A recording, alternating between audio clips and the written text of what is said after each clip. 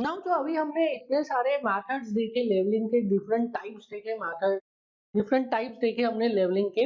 Her type of levelling का there was a purpose कि वो लेवलिंग को क्यों किया जा रहा है, एंड उस पर्पस को मीट करने के लिए उस लेवलिंग का एक प्रोसीजर डिफाइन किया गया था, एंड उसके अकॉर्डिंग उस लेवलिंग का नाम रखा such as differential levelling, fly levelling, running fly levelling, etcetera etcetera.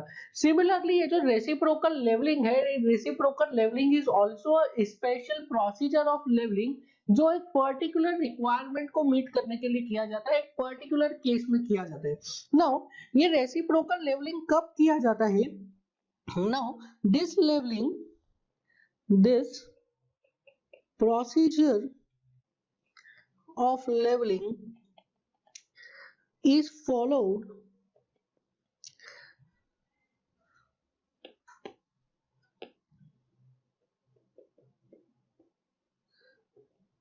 to meet following purpose. So जो first purpose है इस leveling का, that is in order to perform leveling work between two points which are separated by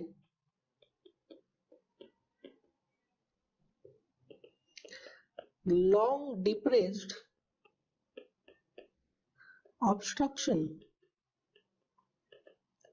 So this leveling work is done in order to perform leveling work between two points which are separated by a long depressed obstruction. ये इस reciprocal levelling का पहला purpose है या पहला case है जब हम रेसिप्रोकल लेवलिंग को परफॉर्म करते हैं. So I am considering two points. Suppose this is point A and this is point B. Here it is point A and here it is point B, and these two points are separated by a, this is long depressed obstruction like a pond or a river or a lake or a valley etc. So क्या condition होना चाहिए? दो points separated by a long depressed obstruction such as a valley, a pond, a lake etc etc. So एक student ने बोला आपको point A से point B पर लेवलिंग करना है, एंड वो दोनों पॉइंट्स जो है वो डिप्रेस्ड ऑब्स्ट्रक्शन है उनके बीच में, तो क्या प्रॉब्लम है? आपको पॉइंट ए का आरएल पता है, पॉइंट बी का आरएल निकाल दे. मैंने बोला हाँ पॉइंट ए का आरएल पता है, पॉइंट बी का आरएल निकाल दे. तो स्टूडेंट ने बोला आप एक काम करिए, पॉइंट ए पर आप स्टाफ को रखिए, यहाँ पे आप पॉइंट ए के पहले आप इंस्ट्रूमेंट सेटअप करिए. ये आपको लाइन ऑफ साइट मिल गया. फिर आप पॉइंट बी पर स्टाफ को रखिए. सो ये जो पहला रीडिंग आपको मिल गया, that first reading is back side reading, and ये पॉइंट बी पे जो रीडिंग मिला ये फोर साइड रीडिंग आपको मिल गया. सो आपको पॉइंट ए का आरएल अगर पता है तो पॉइंट ए के आरएल में आप बैक साइड रीडिंग को ऐड करिए, आपको हाइट ऑफ इंस्ट्रूमेंट मिल जाएगा. हाइट ऑफ इंस्ट्रूमेंट मिल गया तो आप पॉइंट बी पे जो आपने फोर साइड रीडिंग लिया उसको हाइट ऑफ इंस्ट्रूमेंट से माइनस कर दीजिए, आपको पॉइंट बी का आरएल मिल जाएगा. सो इस तरीके से आप निकाल सकते हैं. रेसिप्रोकल लेवलिंग की जरूरत क्या है? तो हमने उसे बताया, देखिए यहाँ पे लिखा है that this point A and point B are separated by a long depressed obstruction. जो ये स्टूडेंट ने प्रोसीजर बताया, ये प्रोसीजर हम कर सकते हैं इफ द डिप्रेस्ड ऑब्स्ट्रक्शन का लेंथ जो है वो कम है, 100 मीटर, 50 मीटर, 200 मीटर है, तब हम ये प्रोसीजर को फॉलो करके पॉइंट ए से पॉइंट बी का लेवलिंग कर सकते हैं. बट सिंस ये जो ऑब्स्ट्रक्शन है बहुत ही लॉन्ग है, तो इसमें क्या होगा, इसमें कर्वेचर का इफेक्ट हमें लेना पड़ेगा और कर्वेचर करेक्शन और रिफ्रैक्शन करेक्शन लगाना पड़ेगा. सो स्टूडेंट ने बोला कि ठीक है अगर ये लॉन्ग है तो क्या हो गया, आप लॉन्ग है तो हमारे पास curvature correction and refraction correction की वैल्यू है, आप curvature correction refraction correction apply कर दीजिए, you will get correct fore sight reading. ये जो फोर साइड रीडिंग है इसमें आप करेक्शन लगा लीजिए, आपको करेक्ट वैल्यू मिल जाएगी. सो टीचर ने कहा कि देखिए जो curvature correction and refraction correction है, या फिर यू कैन से जो कंबाइंड करेक्शन है, उसकी वैल्यू क्या है? The value of combined correction is 0.0673 D square. That means ये जो करेक्शन है, this is a function of what? ये करेक्शन फंक्शन है डिस्टेंस का। किसके बीच में डिस्टेंस? जहां पे आपने इंस्ट्रूमेंट रखा है और जहां पे आपने स्टाफ रखा है, उन दोनों के बीच का डिस्टेंस है। नाउ प्रॉब्लम यहाँ पर आ रही है कि हम इंस्ट्रूमेंट और स्टाफ के बीच का डिस्टेंस मेजर नहीं कर सकते, because this area is inaccessible, क्योंकि यहाँ पे ये जो लॉन्ग डिप्रेस्ड ऑब्स्ट्रक्शन आ रहा है, and due to this long depressed obstruction क्या है, हम इंस्ट्रूमेंट स्टेशन और स्टाफ स्टेशन के बीच का डिस्टेंस नहीं मेजर कर सकते। That is point A and point B के बीच का हम डिस्टेंस नहीं मेजर कर सकते। सिंस हम डिस्टेंस नहीं मेजर कर सकते, तो हम curvature correction and refraction correction apply नहीं कर सकते, because that is a function of what? That is a function of distance. That is why in this case we have to apply what? That is why in this case we have to apply a special procedure. We have to do leveling with a special procedure, and that special procedure is called as what? That special procedure is called as reciprocal leveling. Now ये जो reciprocal levelling है, इसमें क्या किया जाता है? इसमें हम सबसे पहले रखते हैं इंस्ट्रूमेंट को एक स्टेशन के पास में। सपोज ए पॉइंट है, तो सबसे पहले हम ये जो इंस्ट्रूमेंट है इसको कहाँ रखेंगे? ए के पास में, near to A. And near to A instrument को रख के हम क्या लेंगे? स्टाफ रीडिंग लेंगे पॉइंट ए पे एंड पॉइंट बी पर। नाउ अब बताइए आप, जब मैंने इस इंस्ट्रूमेंट को ए के बाजू में रखा है, ए के पास में रखा है, तो इंस्ट्रूमेंट और ए के बीच में distance is very very very small. That means ये जो ए पर रीडिंग आया है, जब इंस्ट्रूमेंट ए के पास रखा, तो वो रीडिंग इज ट्रू रीडिंग, उसमें कोई करेक्शन लगाने की जरूरत नहीं है। सो तो इस प्रोसीजर का स्टेप वन क्या है? स्टेप वन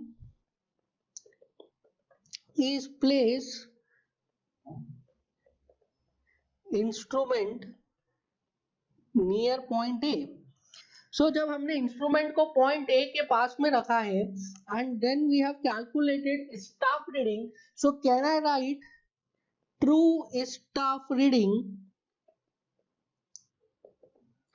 देखिए, जब इंस्ट्रूमेंट को ए के पास में रखा, तो यहाँ पे जो रीडिंग मिली, I am writing it as H A when instrument at A, that is H A. ठीक है, staff reading at point A when instrument is A. और जब इंस्ट्रूमेंट ए के पास में था और बी पे जो रीडिंग मिला, I am writing it H B when instrument is at A, that is H B A. Staff reading at point B when instrument is at A. So can I write true staff reading at point A? कितना आ जाएगा true staff reading? It is H A. इसमें क्या कोई correction लगाना है? इसमें कोई करेक्शन नहीं लगाना है, because the instrument is near to staff. Now अगर मैं सेकंड की बात करूं, ट्रू स्टाफ रीडिंग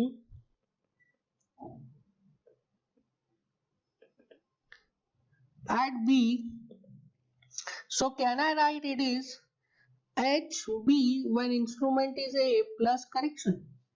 सो इसमें हमें करेक्शन लगाना पड़ेगा। अब यहाँ पे आपको करेक्शन से कंफ्यूज नहीं होना, अरे सर ये तो नेगेटिव करेक्शन है। अरे भाई, उसकी वैल्यू नेगेटिव है, हमें पता है that c is minus 0.0673 d square, वो तो हमें पता है, वो हम लगा देंगे। जब करेक्शन का वैल्यू आएगा तो वो माइनस में आएगा, वो माइनस में वैल्यू रखेंगे, माइनस 0.5, माइनस 0.8, माइनस 0.9 वो रख देंगे, उससे कुछ फर्क नहीं पड़ता है। सो आपको कभी भी पॉजिटिव नेगेटिव में कंफ्यूज नहीं होना है करेक्शन के केस में। So true staff reading at B is H P at A, staff reading at B when instrument is near to A plus C. Now अब स्टेप टू क्या किया? ये तो स्टेप वन था, इसमें क्या किया? इंस्ट्रूमेंट को हमने रखा था ए के पास में, I am writing it as instrument station I1। अब स्टेप टू में क्या किया है? मैंने इस इंस्ट्रूमेंट को सेट किया है near to point B. Now I am setting up the instrument near to point B. So here मैंने इंस्ट्रूमेंट को सेट कर दिया कहाँ पे? पॉइंट बी के नियर। और जब पॉइंट बी के नियर इंस्ट्रूमेंट को सेट किया है, तो जो मुझे रीडिंग मिली है एट पॉइंट बी, तो I am writing it as H B B, staff reading at point B when instrument is at B. और जो मुझे ए पे रीडिंग मिली है, वो मैं लिख रहा हूँ H A B, that is staff reading at A when instrument is at point B. So can I write step two is place instrument near B. So true staff reading at B क्या हो जाएगा? It is HBB. That is staff reading at B when instrument is near to B. इसमें कोई correction चाहिए? इसमें कोई correction नहीं चाहिए because staff और instrument के बीच में distance कम है, तो there is no requirement of any correction. Now true staff reading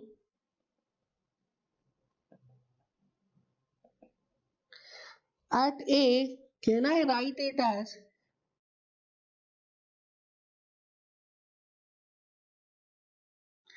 HA when instrument is B plus correction? अब ये देखिए कि दोनों केसेस में जो करेक्शन की वैल्यू आ रही है वो C आ रही है, ठीक है। दोनों ही केसेस में मैंने क्या लिखा है, the value of correction is C। ऐसा क्यों हो रहा है? Because in both the cases जो इंस्ट्रूमेंट है, पहले केस में क्या रखा, इंस्ट्रूमेंट को A के पास रखा, दूसरे केस में इंस्ट्रूमेंट को B के पास रखा, तो दोनों ही केस में जो स्टाफ और इंस्ट्रूमेंट का डिस्टेंस है दैट इज इंस्ट्रूमेंट का डिस्टेंस एंड फर्स्ट केस में इंस्ट्रूमेंट का distance and staff at point B का डिस्टेंस एंड सेकंड केस में इंस्ट्रूमेंट टू का distance from point A. So the distance of I1B is nearly equals to distance of I2A. That is why दोनों ही cases में क्या है, correction की value nearly same है.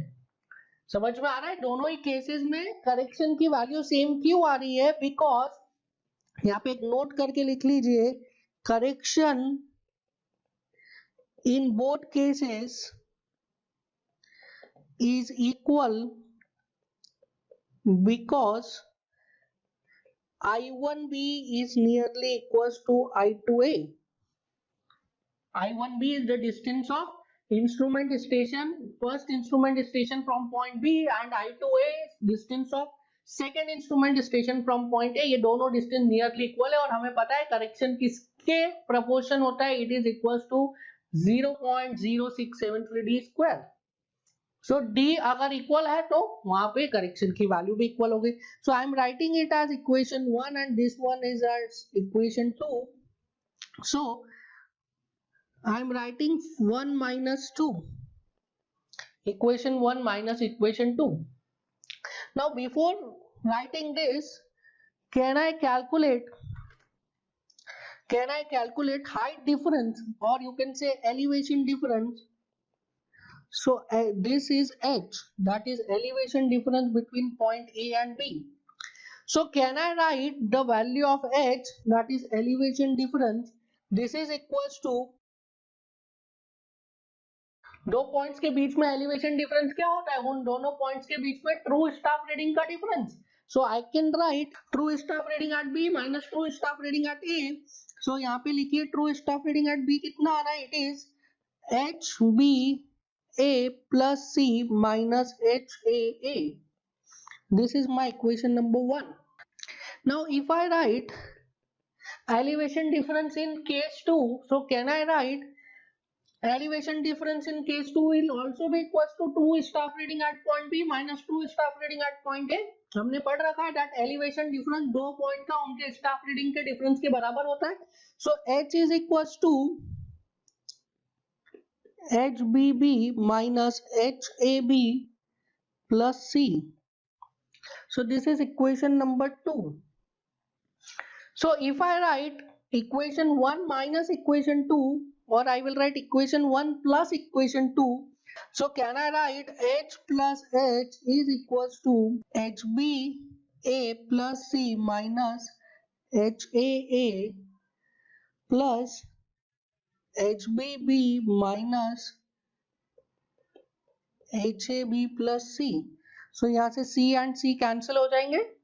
You will get 2H is equals to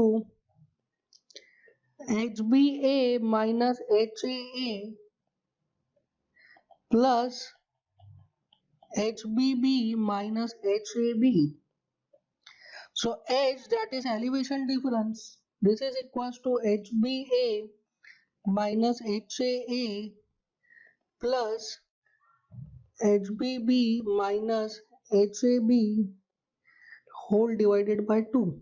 Now this is the value of elevation difference between two points. क्या किया हमने एक बार इंस्ट्रूमेंट को सेटअप किया नियर पॉइंट ए और पॉइंट ए पे रीडिंग लिया, पॉइंट बी पे रीडिंग लिया, फिर इंस्ट्रूमेंट को सेटअप किया near point B, point A पे रीडिंग लिया, पॉइंट बी पे रीडिंग लिया, और क्या किया हमने कैलकुलेट कर लिया elevation by this formula.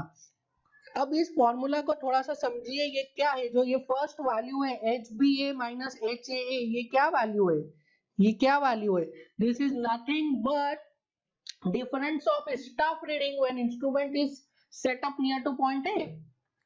So H B A minus H A क्या है, स्टाफ रीडिंग का डिफरेंस है, कब, जब इंस्ट्रूमेंट को ए के पास में सेटअप किया था।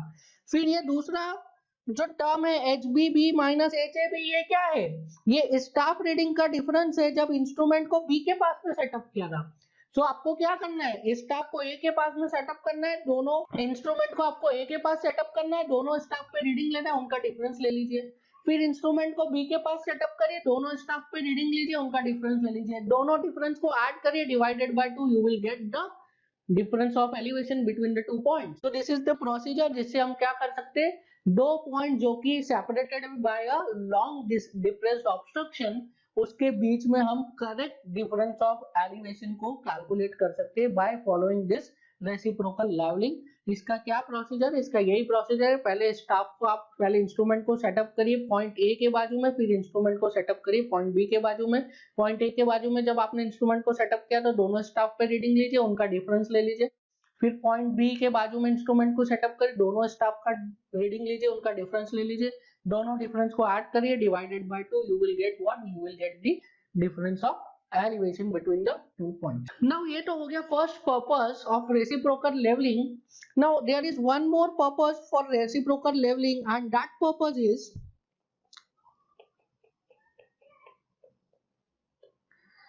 it is used to find error in line of sight, which is also called as line of collimation. So line of sight अगर perfectly horizontal नहीं है तो उसके एरर को भी हम निकाल सकते हैं by adopting the method of reciprocal leveling. देखिए हमने अभी तक क्या अज्यूम किया, हमने अभी तक ये लिया है कि एक लेवलिंग इंस्ट्रूमेंट है, लेवलिंग इंस्ट्रूमेंट का जो मेन पार्ट है हम डिस्कस कर चुके हैं, लेवलिंग इंस्ट्रूमेंट का मेन पार्ट क्या है, टेलीस्कोप, एंड टेलीस्कोप के दो पार्ट्स है, that is eyepiece and objective lens. And उस टेलीस्कोप या ये लेवलिंग इंस्ट्रूमेंट का सिर्फ और सिर्फ एक ही पर्पस है, क्या है, to provide a horizontal line of sight, perfectly horizontal line of sight देता है ये levelling instrument. But since it is an instrument तो इसमें इंस्ट्रूमेंट में एरर होने के चांसेस है। तो एरर क्या हो सकता है लेवलिंग इंस्ट्रूमेंट की में, कि जो line of sight perfectly horizontal होना चाहिए वो परफेक्टली हॉरिजॉन्टल नहीं है। मतलब लाइन ऑफ साइट है क्या, line of sight is it is a line from centre of eyepiece to centre of objective lens and its continuation. अगर ये जो लाइन है ये परफेक्टली हॉरिजॉन्टल नहीं है, ये लाइन इंक्लाइंड है, दैट मींस आपके इंस्ट्रूमेंट में एरर है, और उस एरर को क्या बोलते हैं, उस एरर को बोलते हैं लाइन ऑफ कॉलिमेशन एरर, क्योंकि इस लाइन ऑफ साइट का दूसरा नाम लाइन ऑफ कॉलिमेशन भी है, तो इसे लाइन ऑफ कॉलिमेशन एरर बोलते हैं, या फिर बोलते हैं इसे collimation error. It is also called as collimation error. So if you want to find the value of collimation error, or if you want to check कि आपका जो इंस्ट्रूमेंट में है उसमें कॉलिमेशन एरर है या नहीं है, तो आप वो इस चेक कर सकते हैं बाय यूजिंग रेसिप्रोकल लेवलिंग। या तो फिर आपको पता है कि आपके इंस्ट्रूमेंट में कॉलिमेशन एरर है और उसके बाद भी आप ये कैलकुलेट करना चाहते हैं दो पॉइंट्स के बीच का एलिवेशन डिफरेंस, तो आप वो कैलकुलेट कर सकते हैं किससे, वो आप कैलकुलेट कर सकते हैं बाय रेसिप्रोकल लेवलिंग। नाउ अब देखते हैं इसका procedure. Again we are having two points.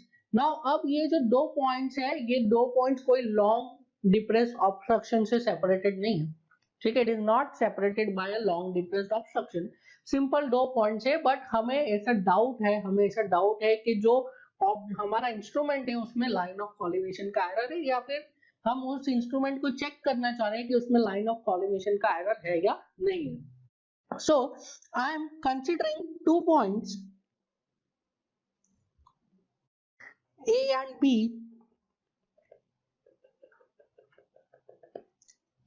So here it is point A and somewhere here it is point B. Now I'm taking case 1 for small distance between points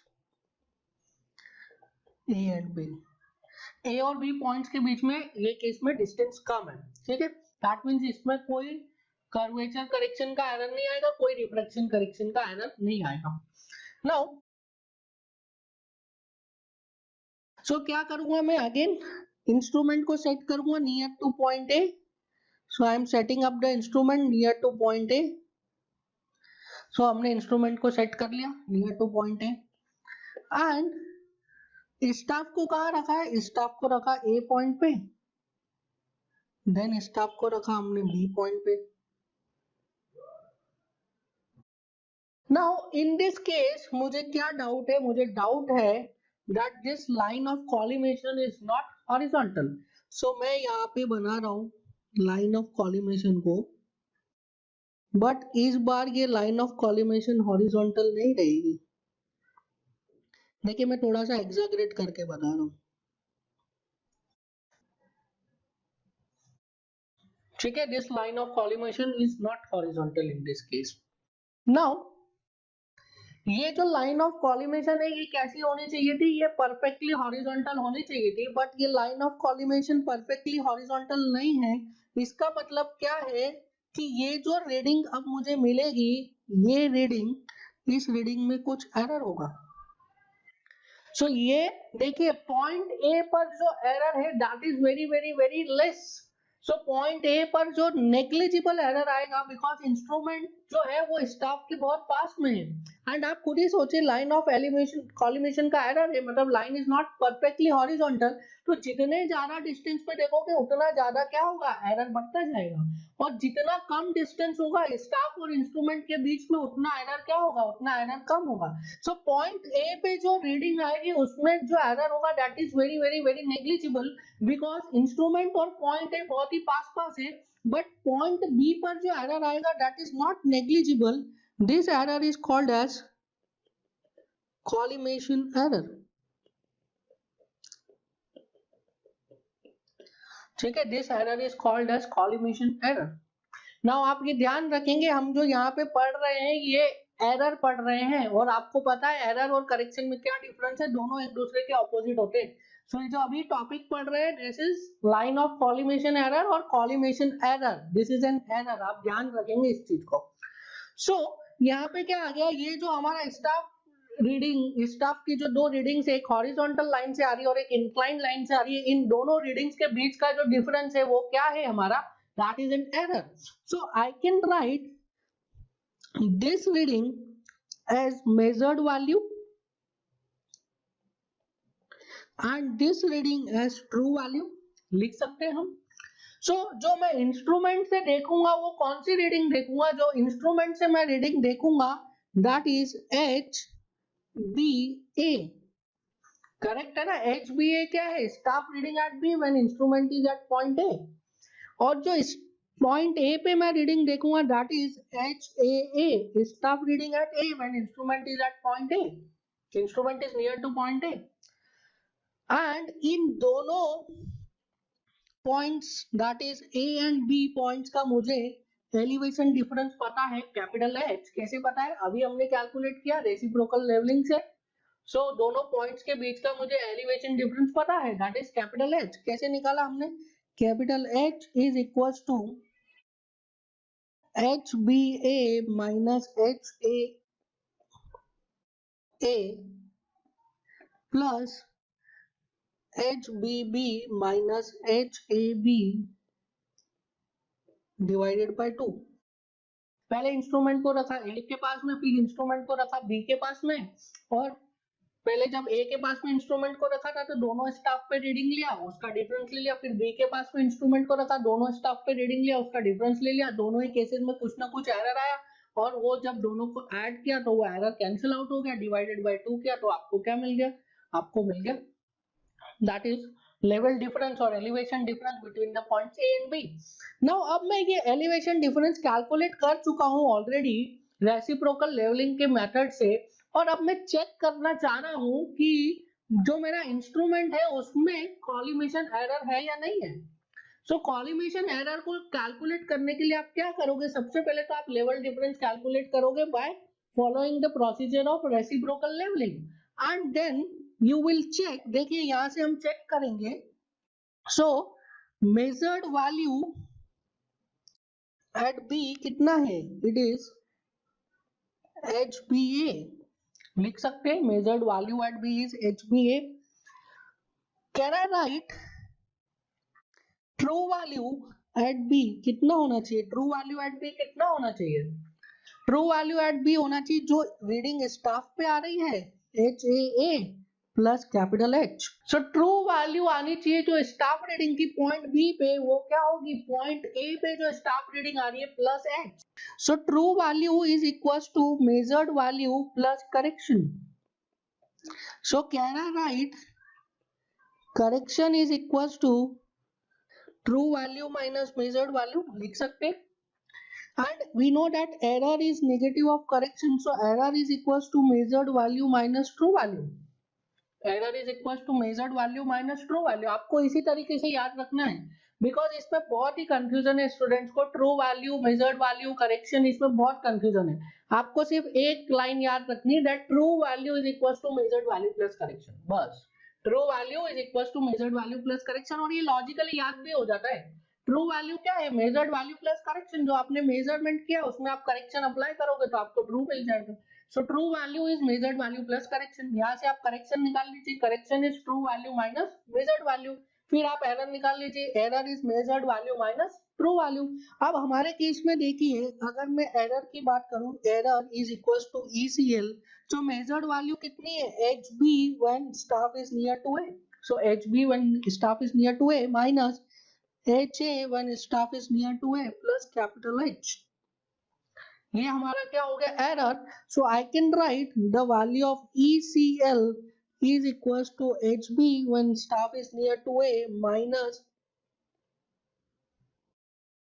HA when staff is near to A plus capital H। So this is line of collimation error। अगर इसकी वैल्यू 0 आ जाती है, that means क्या है, line of collimation is perfectly horizontal. और अगर इसकी वैल्यू 0 के अलावा कुछ आती है, that means there is an error for line of collimation. ठीक है, अगर इसकी वैल्यू 0 आ रही है, that means line of collimation, और you can say line of sight is perfectly horizontal. और अगर इसकी वैल्यू नॉन जीरो आ रही है, that means there is some error in line of collimation, और line of collimation perfectly horizontal नहीं है। सो अब हम एनालाइज करेंगे कि अगर ECL की वैल्यू पॉजिटिव आ रही है तो लाइन ऑफ कॉलिमेशन ऊपर है कि नीचे है, और ECL की वैल्यू नेगेटिव आ रही है तो लाइन ऑफ कॉलिमेशन ऊपर है कि नीचे है। सो अब हम नेचर डिस्कस करेंगे ECL का। अब इस केस में देखिए, यहाँ पे देखिए, इस केस में मैं इधर लिख रहा हूं, ट्रू वैल्यू बड़ा है या मेजर्ड वैल्यू बड़ा है। So in this case, so when line of sight is upward, line of sight जब ऊपर है तो measured value is greater than true value, measured value true value से बड़ा है, that means measured value minus true value is greater than 0। so that means measured value minus true value क्या है, error, ECL is greater than 0। so if line of sight is upward then ECL will be greater than 0, and if line of sight is downward then ECL is less than 0। so I will write it here, if ECL is positive line of sight is upward, if ECL is negative then line of sight is downward, and accordingly आप क्या करेंगे, accordingly आप corrections को apply करेंगे। so line of sight अगर ऊपर आ रही है, that means ECL is positive, line of site अगर नीचे आ रही है, that means ECL is negative, and accordingly आप करेक्शन को अप्लाई करेंगे। हम काफी डिस्कस कर चुके हैं एरर और करेक्शन में, एरर पॉजिटिव है तो करेक्शन नेगेटिव, एरर नेगेटिव है तो करेक्शन पॉजिटिव। सो इस तरीके से हम लाइन ऑफ कॉलिमेशन के एरर को कैलकुलेट करते हैं। और अगर लाइन ऑफ कॉलिमेशन का एरर है, हमें पता है कि लाइन ऑफ कॉलिमेशन का एरर है, फिर भी हम क्या कर सकते हैं, उस इंस्ट्रूमेंट से को यूज करके हम लेवलिंग को कर सकते हैं, बट उसमें हमें क्या करना पड़ेगा, रेसिप्रोकल लेवलिंग करना पड़ेगा। नाउ ये तो हो गया हमारा case 1 when for small distances between points A and B. Now next is case 2.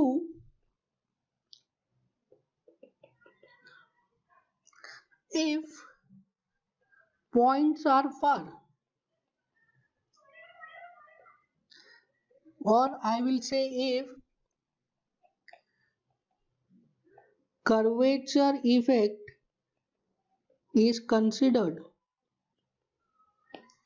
अगर दोनों पॉइंट्स दूर है, A and B are very far from each other, और यू कैन से अगर कर्वेचर इफेक्ट को कंसिडर किया जाए, आई कैन राइट नेट एरर। उस केस में अगर दोनों पॉइंट बहुत ही फार है, दैट इज कर्वेचर करेक्शन को हम कंसिडर कर रहे हैं, तो I can write net error is equal to error due to curvature plus error due to refraction plus error due to line of collimation. So error due to curvature plus error due to refraction plus error due to line of collimation, तीनों का error मिलके combined error आएगा। So I can write HB minus HB when instrument is near to A minus HA when instrument is near to A plus H. This is equals to ECR plus ER plus ECL. So this is equals to ECR plus ER plus ECL. ECR क्या है? Error due to curvature, ER error due to refraction, and ECL is error due to line of collimation. Now हमने पढ़ा था, जो हमने पढ़ा है topic, that is curvature correction, refraction correction, combined correction, and combined correction, that is curvature correction and refraction correction का combined effect, उसकी value कितनी थी, -0.0673 d स्क्वायर। तो एरर कितना हो जाएगा, एरर हो जाएगा उसका opposite, that is ECR plus ER is equals to minus of C. So it is minus of minus 0.0673 d square. समझ में आया? So ECR plus ER की वैल्यू कितनी हो जाएगी, because this is error, this is not correction. Correction negative तो error positive 0.0673 d square. So can I write HB when instrument is near to A minus HA when instrument is near to A plus capital H is equals to 0.0673 d square plus ECL. So ECL is equals to HBA minus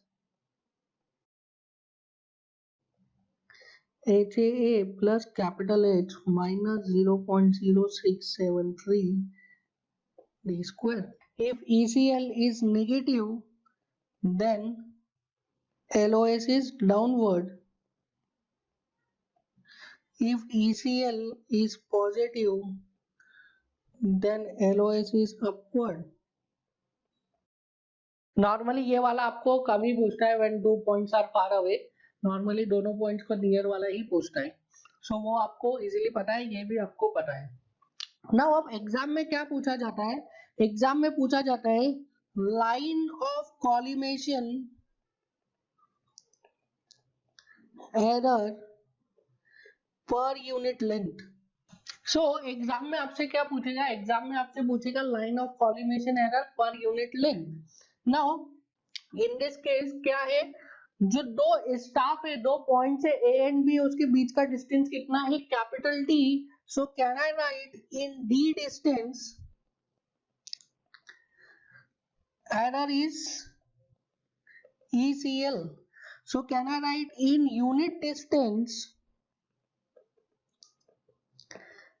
error will be ECL by D. So unit distance में कितना error हो जाएगा, unit distance में हो जाएगा error will be equals to ECL by D. So आपसे पूछ लेगा if the distance is double तो कितना error हो जाएगा, it is 2 ECL. If the distance is 3 times so 3 ECL. सो आपसे एग्जाम में डायरेक्टली पूछेगा पर यूनिट लेंथ में एरर कितना है, या तो पूछेगा determine line of collimation error per 100 meter. So in 100 meter error will be ECL by D into 100. So आपसे किसी भी टर्म्स में पूछ सकता है, 1 मीटर में पूछ सकता है कितना एरर, 2 मीटर में पूछ सकता है कितना एरर। अब यहाँ पे स्टूडेंट्स पूछते हैं कि ये हम दोनों स्टाफ के बीच का डिस्टेंस क्यों ले रहे हैं, हमें तो इंस्ट्रूमेंट से डिस्टेंस लेना चाहिए ना, हमें तो इंस्ट्रूमेंट से डिस्टेंस लेना चाहिए, पर हम स्टाफ से डिस्टेंस क्यों ले रहे हैं? Because this distance is very very very negligible. So this distance is negligible, that is why हम स्टाफ के बीच का डिस्टेंस लेते हैं। अगर आपको इंस्ट्रूमेंट के बीच का डिस्टेंस दिया है इंस्ट्रूमेंट और स्टाफ का, तो आप इंस्ट्रूमेंट और स्टाफ का लीजिए, that would be more correct. अगर आपको नहीं दिया है तो वो क्या है, वो उसको निग्लेक्ट कर रहा है, बिकॉज जो आपने इंस्ट्रूमेंट को रखा है उसको स्टाफ के बहुत ही पास में रखा है, दैट इज दो स्टाफ के बीच का distance is nearly equal to instrument and staff के बीच का डिस्टेंस। सो अगर आपको इंस्ट्रूमेंट का डिस्टेंस दे रहा है तो आप इंस्ट्रूमेंट से लीजिए डिस्टेंस, अगर इंस्ट्रूमेंट का डिस्टेंस नहीं दे रहा है तो आप दोनों स्टाफ के बीच का डिस्टेंस लेके आप ECL को कैलकुलेट कर सकते हैं per unit length, that is line of collimation error per unit length. ठीक है, now we will discuss some numericals related to this topic, that is reciprocal levelling. The first numerical is in front of you. These are very quality numericals, तो आप अच्छे से समझेंगे, अच्छे से इसको ग्रास्प करेंगे, बिकॉज एग्जाम में कॉन्टिन्यूसली इस टॉपिक से न्यूमेरिकल्स आ रहे हैं। So the following observations were taken during testing of a dumpy level. So यहाँ पे क्या कर रहे हैं, एक levelling instrument, dumpy level is a levelling instrument, हम पढ़ चुके हैं। सो उस डंपी लेवल का टेस्टिंग कर रहे हैं, तो क्या टेस्ट करना चाह रहे हैं डंपी लेवल का, डंपी लेवल का लाइन ऑफ कॉलिमेशन का एरर टेस्ट करना चाह रहे हैं। सो इंस्ट्रूमेंट रखा है पहले P पे, फिर रखा है Q पे, और स्टाफ रीडिंग लिया है P पे एंड Q पे, और हमें स्टाफ रीडिंग का वैल्यू दिया है। सो देखिए इस टाइप के न्यूमेरिकल्स को कैसे हम लोग हैंडल करते हैं। देयर आर टू वेज, पहले मैं आपको एलोबरेटेड वे बताऊंगा, फिर आपको शॉर्ट ट्रिक भी बताऊंगा। सो पॉइंट P पे हमने इंस्ट्रूमेंट को रखा है एंड पॉइंट P और पॉइंट Q दोनों का एलिवेशन लिया है। अब देखिए जब पॉइंट P पे इंस्ट्रूमेंट को रखा तो P का जो रीडिंग है वो कम आ रहा था, Q का रीडिंग ज्यादा आ रहा था। सो Q का रीडिंग ज्यादा आ रहा है, इसका मतलब क्या है, that Q is at depression. इसका मतलब क्या है, that this Q is at depression. So somewhere here is point P and here is at point Q. देखिए यहाँ से ये चीज को एनालाइज करना इज वेरी वेरी इंपॉर्टेंट कि कौन सा पॉइंट ऊपर है कौन सा पॉइंट नीचे है। सो रीडिंग से ये चीज आपको डायरेक्टली समझ में आ जाती है दैट P पॉइंट ऊपर है एंड Q पॉइंट नीचे है। सो स्टाफ को रखा है P के पास में, इसमें लिखा है डायरेक्टली P पे ही रखा है, बट एक्चुअल में उसको P के पास में रखते हैं। सो स्टाफ को रखा, सॉरी इंस्ट्रूमेंट को रखा P के पास में, एंड स्टाफ कहाँ पे रखे, स्टाफ रखा पहले P पर एंड देन Q पर,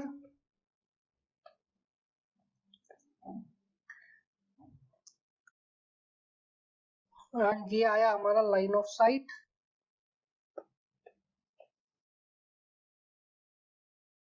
this is line of sight. So जब P पे रखा था तो P पे क्या रीडिंग आया था, P पे रीडिंग आया 1.475, और Q पे रखा तो Q पे क्या रीडिंग आया 2.205। फिर इंस्ट्रूमेंट को सेट किया नियर पॉइंट Q। सो ये Q के पास में इंस्ट्रूमेंट को सेट किया है एंड यहां से हमने स्टाफ रीडिंग लिया है।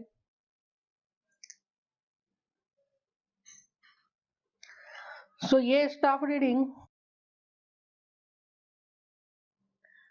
P पे कितना आया 1.440 एंड Q पे कितना आया 2.060।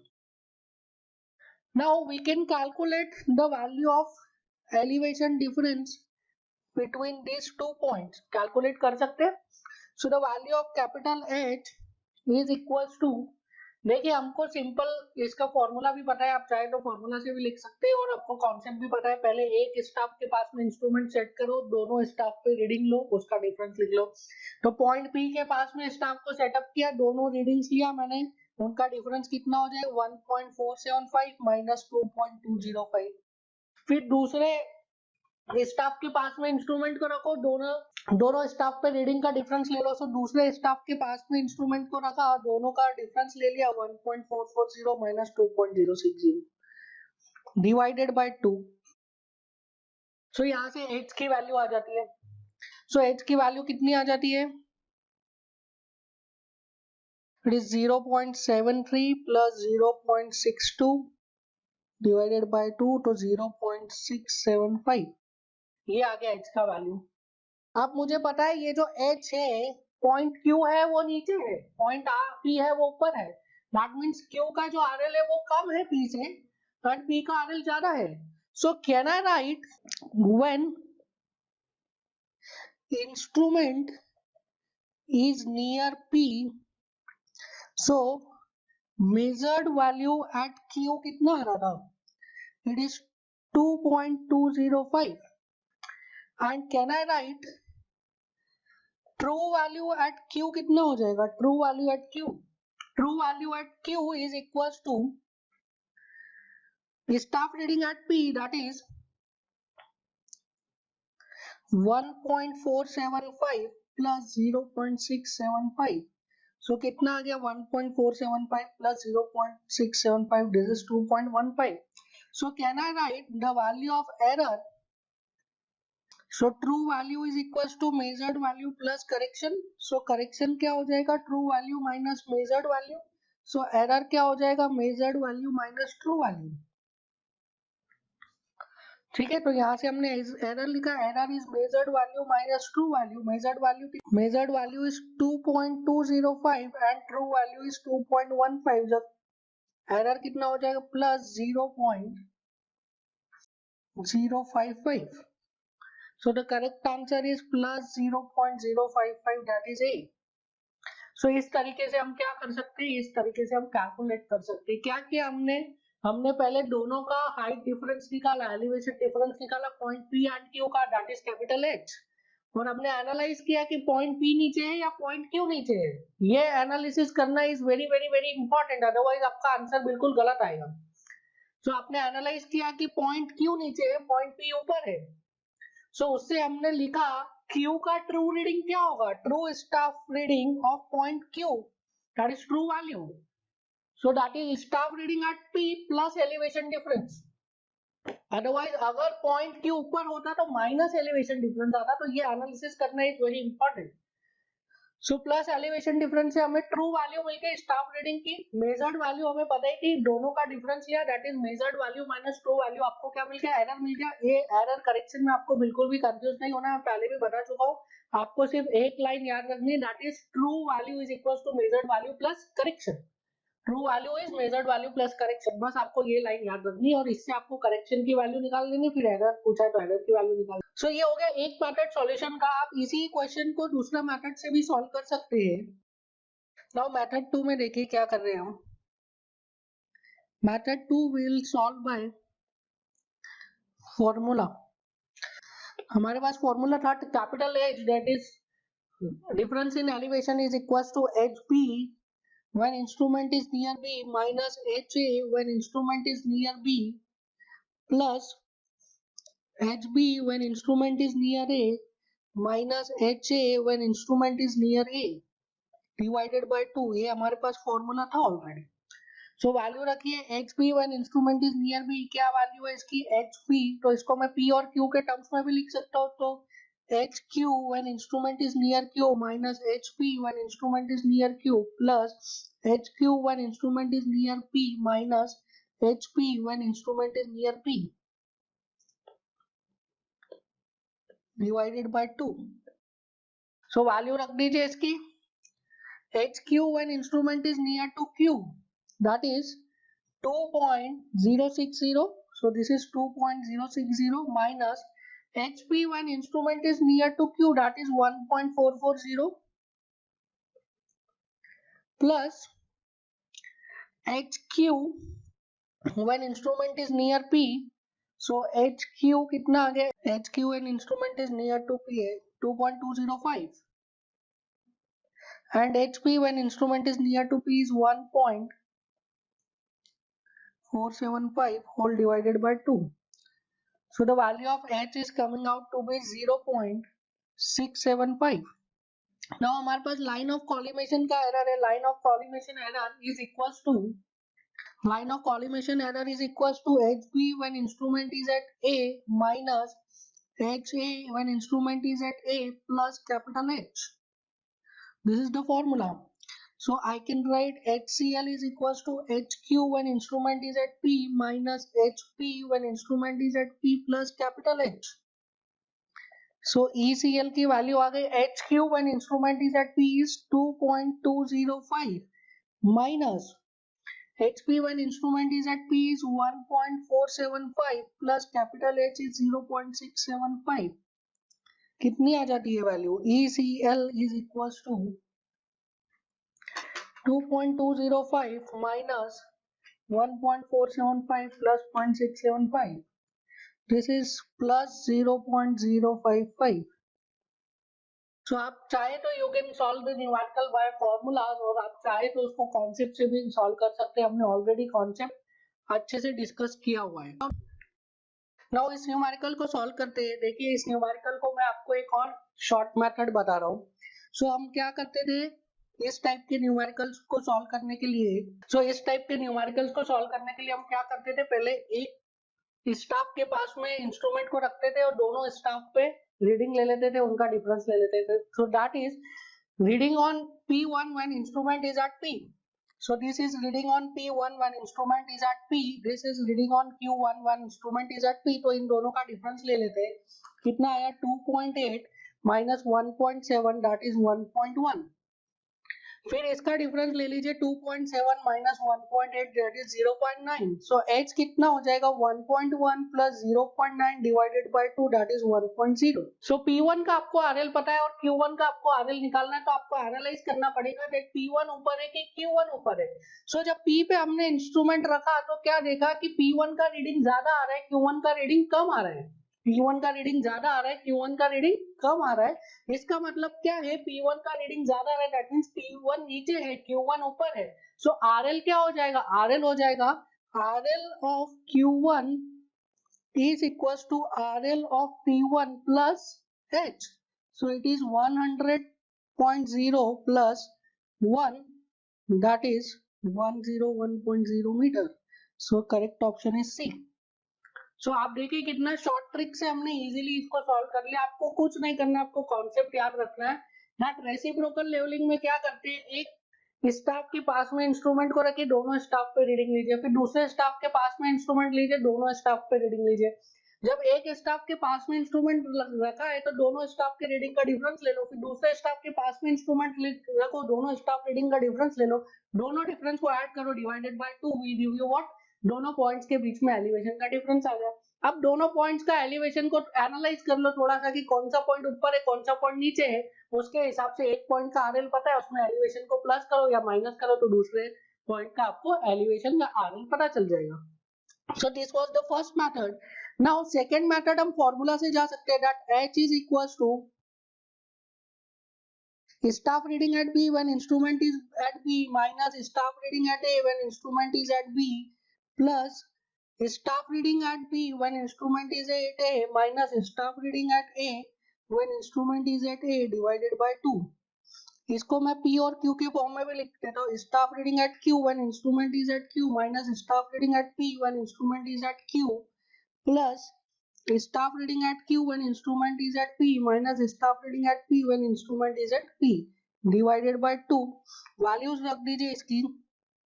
Staff reading at Q when instrument is at Q is 1.8. Staff reading at P when instrument is at Q is 2.7. Plus staff reading at Q when instrument is at P. So staff reading at Q when instrument is at P 1.7 minus staff reading at P when instrument is at P is 2.8 divided by 2. तो कितना आ गया, ये capital H की value आ गई 1.1 plus 0.9 divided by 2. Sorry it is 0.9 plus 1.1 होगा. सो ये 0.9 plus 1.1 divided by 2 which is equals to 1.00। सो आपको h की वैल्यू मिल गई। नाउ अब h आप एनालाइज कीजिए कि h की वैल्यू मिल गई, दैट इज आपको दोनों पॉइंट्स के बीच में एलिवेशन का डिफरेंस मिल गया। अब आप एनालाइज कीजिए कौन सा पॉइंट ऊपर है कौन सा पॉइंट नीचे। तो हमको डायरेक्टली रीडिंग से पता चल रहा है p पे रीडिंग ज्यादा आ रही है, q पे कम आ रही है, दैट मींस p नीचे है q ऊपर है। So we know that rl of point p is less and rl of point q is more, so that means rl of point q is equals to rl of point p plus h, so it is 100 plus 1, that is 101. So correct RL of point Q is equals to 101.00. So इस तरीके से आप क्या कर सकते हैं, by formula जा सकते हैं, बट आपको एनालाइज तो करना ही पड़ेगा कौन सा पॉइंट नीचे कौन सा पॉइंट ऊपर है, वो आप इजीली एनालाइज कर सकते हो। कोई भी एक इंस्ट्रूमेंट स्टेशन से दोनों स्टाफ रीडिंग को कंपेयर कर लीजिए, जो स्टाफ रीडिंग ज्यादा आ रही है वो पॉइंट नीचे, जो स्टाफ रीडिंग कम आ रही है वो पॉइंट ऊपर। ये तो हम कई बार एनालाइज कर ही चुके। नाउ नेक्स्ट न्यूमेरिकल देखिए, नेक्स्ट न्यूमेरिकल ये देखिए सारे न्यूमेरिकल्स आपके कॉम्पिटिटिव एग्जाम में आ चुके हैं already. Two pegs A and B were fixed on opposite bank of a wide river. The level was set up at A and staff reading on peg A and B were observed as. So HA when instrument is at A is 1.35. HB when instrument is at A is 1.55. So पहले कहाँ रखा, instrument को A पे रखा और दोनों का staff reading ले लिया। फिर क्या किया, इंस्ट्रूमेंट को भी रखा, there after the instrument was shifted and set up at point B and the staff reading on peg B and A. अब देखिए यहाँ पे पहले बी का रीडिंग लिखा है फिर ए का लिखा है, आपको क्वेश्चन को ध्यान से पढ़ना है। was observed as 0.75 and 0.55, so HB is 0.75 and HA when instrument is B at B is 0.55. if the RL of A, RL आपको दिया है A का कितना 100.20 मीटर, तो RL ऑफ B निकाल दीजिए। कितना इजी क्वेश्चन है, 2 मार्क्स। सो आप कैलकुलेट करिए RL ऑफ पॉइंट B। आप दो तरीके से कैलकुलेट कर सकते हैं, पहला तो डायरेक्ट हम इनका डिफरेंस निकाल के, सो इसका डिफरेंस कितना आ जाता है 1.35 माइनस 1.55 इज माइनस 0.20, और इसका कितना आ जाता है, इसका भी माइनस 0.20। सो यहाँ से h कितना आ जाएगा minus 0.20 plus minus 0.20 divided by 2, तो h आ जाएगा 0.20। नाउ अब एनालाइज कीजिए कौन सा पॉइंट ऊपर है कौन सा पॉइंट नीचे। तो A से जब रीडिंग लिया आपने तो A पे रीडिंग आया 1.35 और B पे रीडिंग आया 1.55, तो A पे रीडिंग कम आ रहा है B पे रीडिंग ज्यादा आ रहा है। A पे रीडिंग कम आ रहा है, दैट मींस A ऊपर है B नीचे है। So that means point A RL of A, RL of point A is ज़्यादा and RL of point B is come. That means RL of point B is equals to RL of point A minus H. So H की value RL of point A कितना 100.2 minus 0.2, so it is 100 meters. Directly आ गया। और you can calculate it by formula that capital H is equals to staff reading at B when instrument is at B minus staff reading at A when instrument is at B plus staff reading at B when instrument is at A minus staff reading at A when instrument is at A divided by 2। ये सभी की value आपको पता है। staff reading at B when instrument is at B is 0.55 minus staff reading at A when instrument is at B is, sorry, this is 0.75 not 0.55. Staff reading at B when instrument is at B is 0.75 minus staff reading at A when instrument is B at B is 0.55 plus staff reading at B when instrument is at A is 1.55 minus staff reading at A when instrument is at A is 1.35 divided by 2। So H की value आ गई 0.20 plus 0.20 divided by 2 which is equals to 0.20। Now ये जो हम formula से h की value निकाल रहे हैं यहाँ पे आप ध्यान रखेंगे कि फॉर्मूला से जो h की वैल्यू है वो सिर्फ मैग्नीट्यूड आप निकालिए, बाकी आप उसका डायरेक्शन को आप एनालाइज कीजिए कौन सा पॉइंट ऊपर है कौन सा पॉइंट नीचे है, उसमें आपकी बिल्कुल भी मिस्टेक नहीं होगी। सो h की वैल्यू आ गई 0.20। हमको पता है RL of point A is ज्यादा and RL of point B is कम, that means RL of point B RL of point A minus h हो जाएगा. So RL of point A कितना, it is 100.2 minus 0.2 that is 100 metres.